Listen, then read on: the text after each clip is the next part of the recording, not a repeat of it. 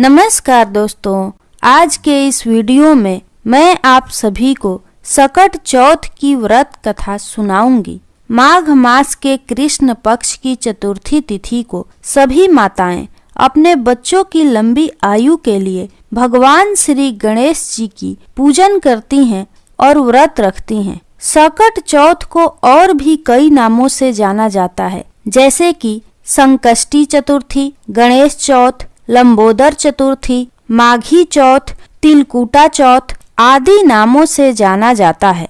सकट चौथ वर्ष भर की सबसे बड़ी चौथ में से एक चौथ होती है। ऐसी मान्यता है कि सकट चौथ का व्रत रखने से संतान के जीवन में आने वाली हर रुकावट, हर संकट को विघ्नहर्ता भगवान श्री गणेश दूर कर देते हैं। तो आइए सुनते हैं सकट चौथ की व्रत कथा। एक शहर में देवरानी जेठानी रहती थी। जेठानी अमीर थी और देवरानी गरीब थी। देवरानी गणेश जी की भक्त थी। देवरानी का पति जंगल से लकड़ी काट कर बेचता था और अक्सर बीमार रहता था। देवरानी जेठानी के घर का सारा काम करती और बदले में जेठानी बचा हुआ खाना, पुराने कपड़े आदि उसको दे देती थी। इसी से देवरानी का परिवार चल रहा था। माघ महीने में देवरानी ने तिल चौथ का व्रत किया। 5 आने का तिल व गुड़ लाकर तिलकुट्टा बनाया। पूजा करके तिल चौथ की कथा सुनी और तिलकुट्टा छीके में रख दिया और सोचा कि चांद उगने पर चंद्रमा को अर्घ देकर पहले तिलकुट्टा और उसके बाद ही कुछ खाएगी। कथा सुनकर वह जेठानी के यहाँ चली गई।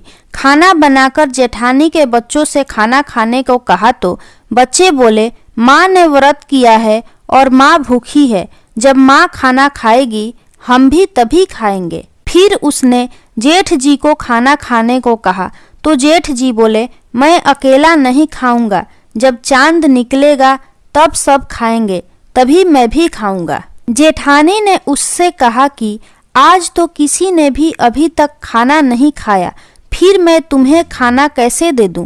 तुम सुबह सवेरे ही बचा हुआ खाना ले जाना।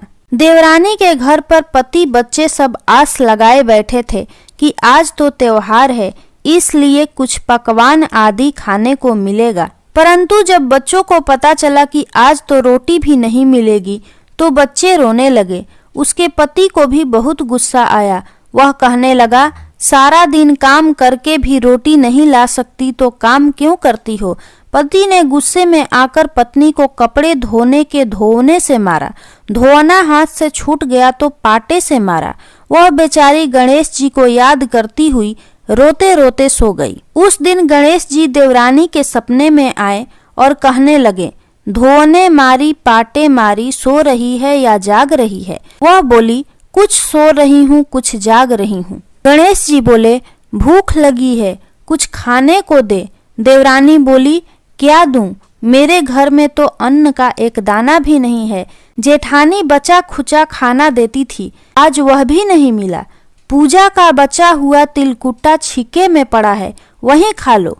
तिलकुट्टा खाने के बाद गणेश जी बोले, धोने मारी पाटे मारी, निमटाई लगी है, कहाँ निमटे?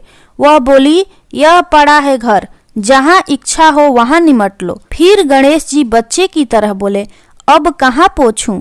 नींद में मग्न अब देवरानी को बहुत गुस्सा आया कि कब से तंग किए जा रहे हैं। सो बोली, मेरे सिर पर पोछो। और कहाँ पोछोगे? सुबह जब देवरानी उठी तो यह देखकर हैरान रह गई कि पूरा घर हीरे मोती से जगमगा रहा है। सिर पर जहाँ विनायक जी पोछनी कर गए थे वहाँ हीरे के टीके व बिंदी जगमगा रहे थे।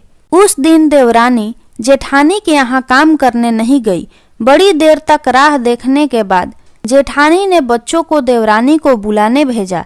जेठानी ने सोचा, कल खाना नहीं दिया, इसीलिए शायद देवरानी बुरा मान गई है। बच्चे बुलाने गए और बोले, चाची चलो, माँ ने बुलाया है, सारा काम पड़ा है। देवरानी ने जवाब दिया, अब उसकी जरूरत नहीं है, गणेश जी के आशीष से घर में सब कुछ भरा पड़ा है। बच्चों ने घर जाकर माँ को बताया कि चाची का तो पूरा घर हीरे मोतियों से जगमगा रहा है, जेठानी दौड़ती हुई देवरानी के पास आई और पूछा कि यह सब हुआ कैसे। देवरानी ने उसके साथ जो हुआ वो सब कह डाला। घर लौटकर जेठानी ने अपने पति से कहा कि आप मुझे धोने और पाटे से मारो। उसका पति बोला कि मैंने कभी तुम पर हाथ नहीं उठाया, मैं तुम्हें धोने और पाटे से कैसे मार सकता हूँ। वह नहीं मानी और जिद करने लगी। मजबूरन पति को उसे मारना पड़ा। उसने ढेर सारा घी डालकर चूरमा बनाया और छींके में रखकर सो गई। रात को चौथ विनायक जी सपने में आए और कहने लगे, भूख लगी है, क्या खाऊं। जेठानी ने कहा, हे गणेश जी महाराज, मेरी देवरानी के यहाँ तो आपने सूखा तिलकुट्टा खाया था। मैंने तो झरते घी का चूरमा बनाकर आपके लिए छींके में रखा है। फल और मेवे भी रखे हैं, जो चाहे खा लीजिए। बाल स्वरूप गणेश जी बोले, अब निमटे कहाँ। जेठानी बोली, उसके यहाँ तो टूटी फूटी झोपड़ी थी, मेरे यहाँ तो कंचन के महल हैं, जहाँ चाहो निमट लो। फिर गणेश जी ने पूछा, अब पोछू कहाँ। जेठानी बोली, मेरे ललाट पर पोछ लो। धन की भूखी जेठानी सुबह बहुत जल्दी उठ गई। सोचा घर हीरे जवाहरात से भर चुका होगा, पर देखा तो पूरे घर में गंदगी फैली हुई थी। तेज बदबू आ रही थी। उसके सिर पर भी बहुत सी गंदगी लगी हुई थी। उसने कहा, हे गणेश जी महाराज, यह आपने क्या किया। मुझसे रूठे और देवरानी पर टूटे। जेठानी ने घर की सफाई करने की बहुत ही कोशिश की, परंतु गंदगी और ज्यादा फैलती गई। जेठानी के पति को मालूम चला तो वह भी बहुत गुस्सा हुआ और बोला, तेरे पास इतना सब कुछ था, फिर भी तेरा मन नहीं भरा। तब जेठानी परेशान होकर चौथ के गणेश जी से मदद की विनती करने लगी। गणेश जी ने कहा, देवरानी से जलन के कारण तूने जो किया था, यह उसी का फल है। अब तू अपने धन में से आधा उसे दे देगी, तभी यह सब साफ होगा। उसने आधा धन बांट दिया, किंतु मोहरों की एक हांडी चूल्हे के नीचे गाढ़ रखी थी।